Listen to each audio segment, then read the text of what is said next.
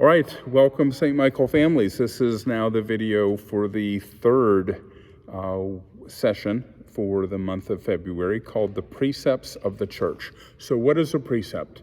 A precept is a command or rule meant to guide our actions. So these precepts that we'll cover are basically the minimum that we need to do to remain faithful, practicing Catholics.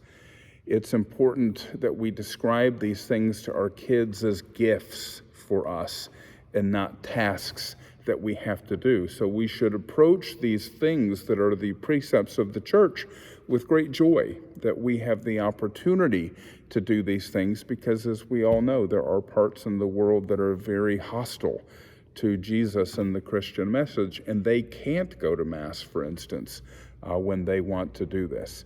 So again, these are the things that we have to do to minimally practice our faith, and barring some medical or geographic kind of consideration where we just can't get to church, these are really the things that we must do.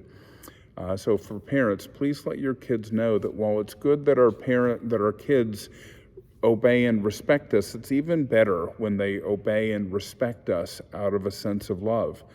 And we are God's children, and God looks at us the same way. He wants us to follow his commands, his rules, but to follow them out of love and not out of a sense of obligation. So what are the 5 precepts? Number 1, you shall attend Mass on Sundays and holy days of obligation. Hopefully we're all doing that anyway. Number 2, confess your sins at least once a year. So that is going to a priest for sacramental reconciliation and receiving those beautiful words of absolution, which wipes the slate clean and makes our souls white as snow. Number 3, receive the Eucharist at least during the Easter season. So again, hopefully in our sacramental life, we're receiving the sacrament of the Eucharist weekly if we're at the age that we've received our first communion. There are many in our parish whose faith brings them to Mass every day, and it's an important part of their life. The Eucharist is a gift that helps to sustain us. It nourishes us on our journey. So we should seek to receive the Eucharist anytime that we can. We are to observe days of fasting and abstinence during Lent, and we are, number 5, to provide for the needs of the church. These precepts come to us through the teaching authority of the church, so we won't necessarily find them in the Bible, but for instance, receiving the Eucharist.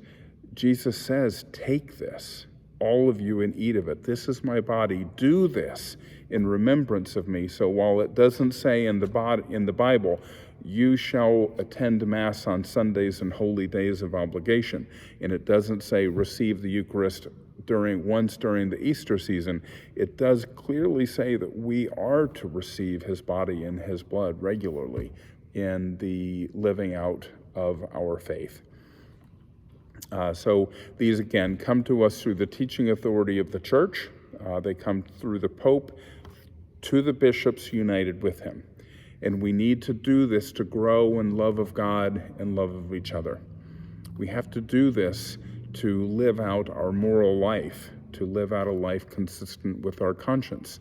The Eucharist nourishes us in our faith life, and the liturgy nourishes us. The Mass nourishes our spiritual life.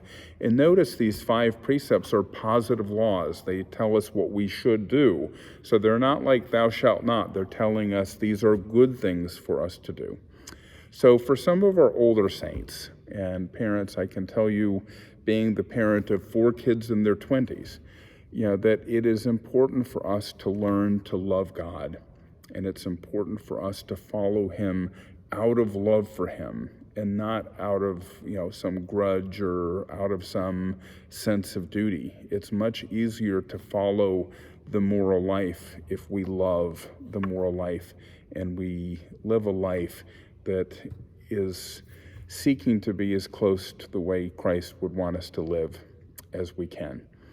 It's not to say that we won't feel temptation. We'll certainly feel temptation in our life, But an important phrase to give your kids when they're feeling temptation is to say, I love God more, and I want to follow his rules. So following our loves will feel like a sense of joy if we're living our life in one of love instead of one out of obligation.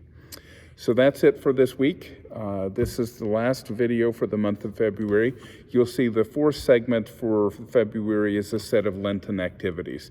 So just take a quick look at that, and they will help to sustain and carry you and your faith life through the Lenten season.